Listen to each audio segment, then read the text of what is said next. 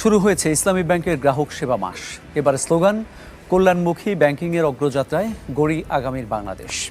ব্যাংকের ভারপ্রাপ্ত ব্যবস্থাপনা পরিচালক মোহাম্মদ আলতাফ হুসাইন রাজধানী মতিঝিলে ইসলামী ব্যাংক টাওয়ারে এই ক্যাম্পেইনের উদ্বোধন করেন। এ সময় সেখানে প্রতিষ্ঠানটির বিভিন্ন পর্যায়ের কর্মকর্তা কর্মচারীরা উপস্থিত ছিলেন। আলতাফ হুসাইন বলেন, ইসলামী ব্যাংকের সকল শাখা উপশাখায় সব সেবা কার্যক্রম স্বাভাবিকভাবে পরিচালিত হচ্ছে। স্বচ্ছতা, জবাবদিহিতা, সুশাসন ও সর্বোচ্চ পেশাদারিত্ব বজায় রেখে কাজ করার জন্য সকল কর্মীর প্রতি আহ্বান জানান তিনি। আসসালামু আলাইকুম রহমতুল্লাহ। ইসলামী ব্যাংক বাংলাদেশ পিএলসি এর সম্মানিত গ্রাহক ও শুভানুধ্যায়ী, আপনাদের সবাইকে জানাই আন্তরিক শুভেচ্ছা, কৃতজ্ঞতা ও মোবারকবাদ। বিগত কিছুদিন আমাদের ব্যাংক একটি অস্বাভাবিক পরিস্থিতির মধ্য দিয়ে অতিক্রম করেছে।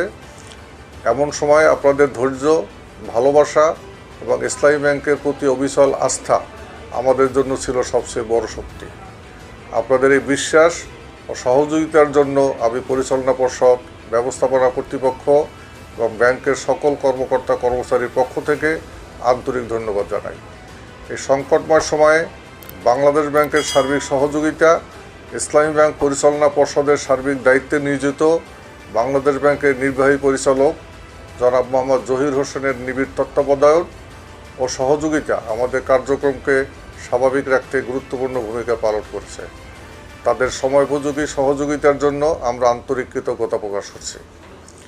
সম্মানিত গ্রাহকবৃন্দ, অত্যন্ত আনন্দের সাথে জানাচ্ছি, বর্তমানে ইসলামী ব্যাংকের সকল শাখা, উপশাখা, এজেন্ট আউটলেট এবং ডিজিটাল ব্যাংকিং সেবা স্বাভাবিকভাবে পরিচালিত হচ্ছে।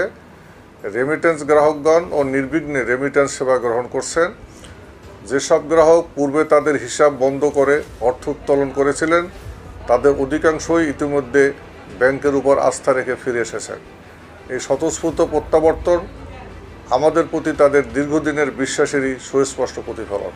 সম্মানিত গ্রাহকবৃন্দ, ইসলামী ব্যাংক বাংলাদেশ পিএলসি একটি শক্তিশালী, স্থিতিশীল ও সুদৃঢ় আর্থিক প্রতিষ্ঠান।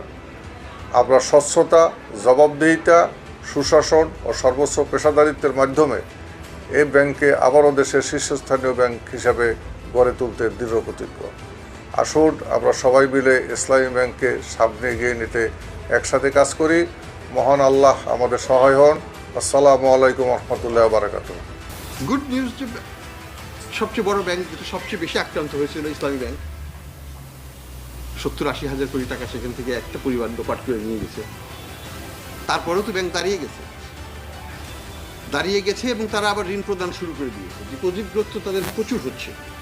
তো এই যে সাপোর্ট এবং ডিপোজিটারদের যে সাপোর্ট এবং আস্থা, এটা কিন্তু একটা ভাইটাল ইনগ্রেডিয়েন্ট। আমি আপনাদেরকে মাধ্যমে বলবো, আস্থাকে অনাস্থায় পরিবর্তন করবেন না।